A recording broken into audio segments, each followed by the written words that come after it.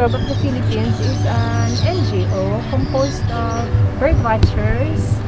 So it is run by volunteers. Lahat kami doon volunteers.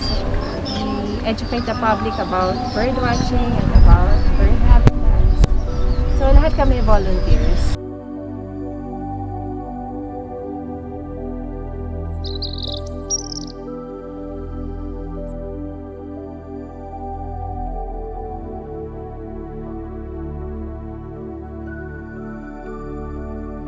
So our mission really is to encourage people to love birds, yes, not to shoot them, to kill them or eat them, to conserve our habitats where they live, because we are convinced that not only are birds beautiful, but they are an indicator of the health of our environment.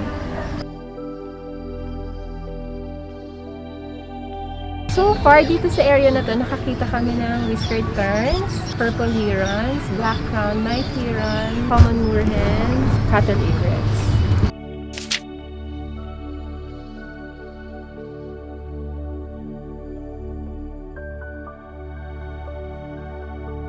I wholeheartedly recommend this place to birders like me, but also to fishers, weekend anglers like me also. Maganda siyang recreational area kasi fishing, bird watching, tapos within Metro Manila lang siya, ang dali lang puntahan.